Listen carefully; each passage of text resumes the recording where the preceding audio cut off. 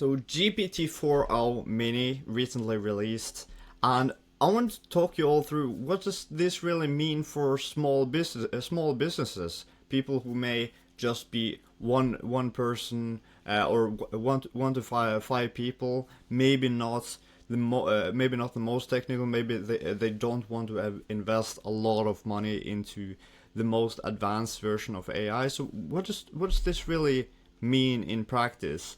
We got some of the news article that has been released recently. I want to go through what this really means with all of you. It's they're marketing it now as the most cost efficient small model, comparing it, of course, to the paid version for ChatGPT 4o, and yeah, they're committed to making intelligence as broadly accessible as possible, meaning this GPT-4o Mini. Okay, so what will this actually do?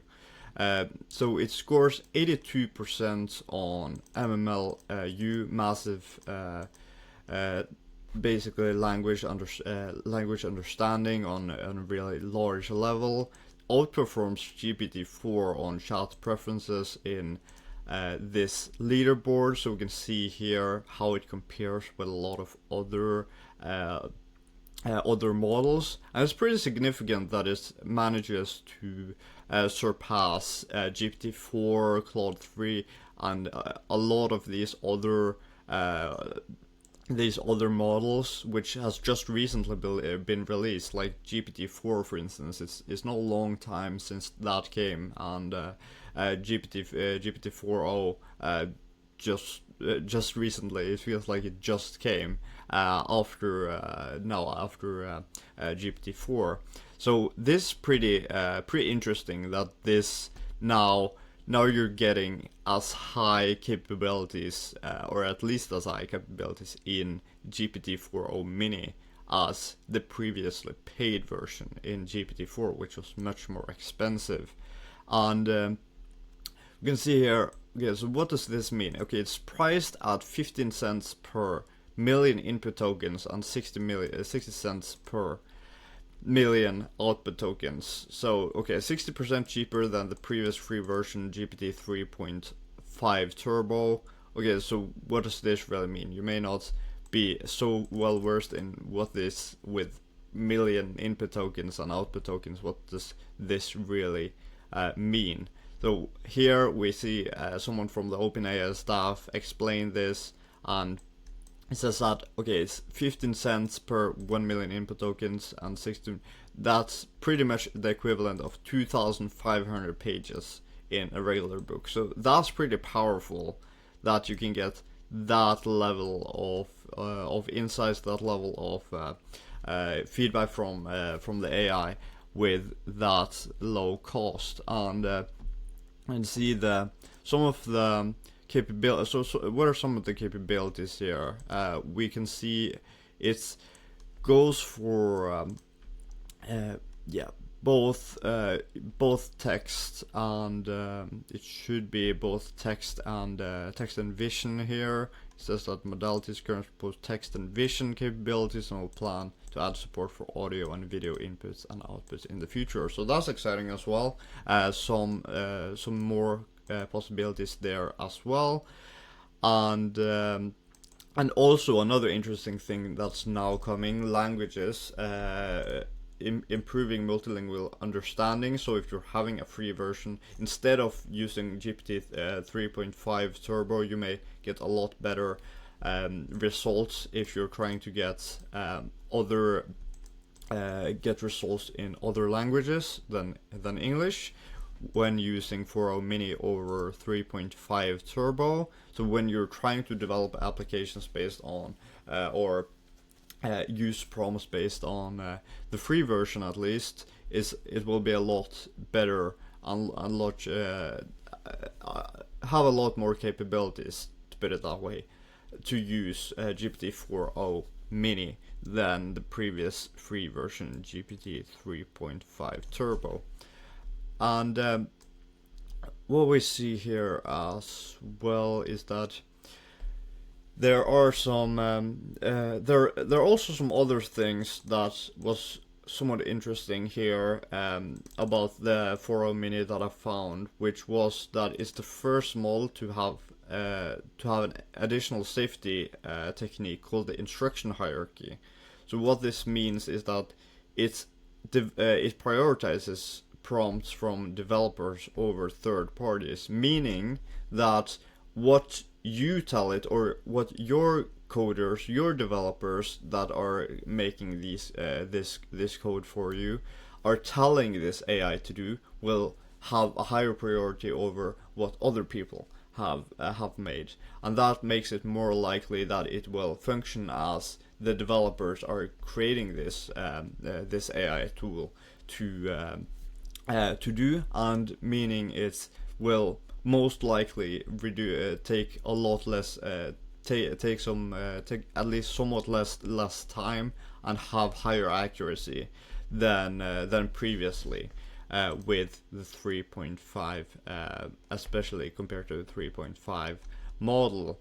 So it meant to decrease the likelihood that the model will fall prey to vulnerabilities from outsiders, and we can see some more information here about this as well. It is given game some more mechanism thwart attempts to persuade the model to do things it's not supposed to do. So they're trying to restrict more, make it safer to use, in a sense. And that also means, for instance, if you're letting your if you're a business that lets your users use this, for instance, with a chatbot or similar, that may mean that it's less likely that your website visitors or your customers or the people who are using it, it's less likely that they will be able to trick the model to do something it's not supposed to do,